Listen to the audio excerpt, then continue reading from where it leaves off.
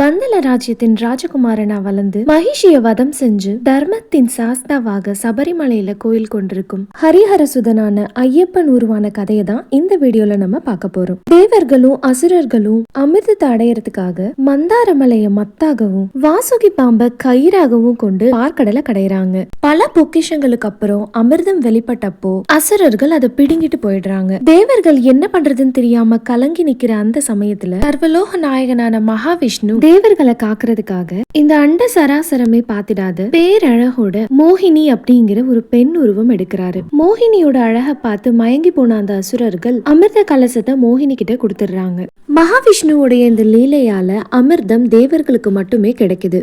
இந்த விஷயத்தை கேள்விப்பட்ட சிவபெருமான் மகாவிஷ்ணுவுடைய இந்த மாய தோற்றம் உலகத்தையே மயக்கும் அப்படின்னா அத்தகைய மாய தோற்றத்தை கண்டிப்பா நானும் பார்க்கணும் அப்படின்னு நினைக்கிறாரு. சிவபெருமான் மகாவிஷ்ணுவை அழைக்க மகாவிஷ்ணு மோகினியோட உருவத்தை எடுத்து சிவபெருமான் முன்னாடி நிக்கிறாரு.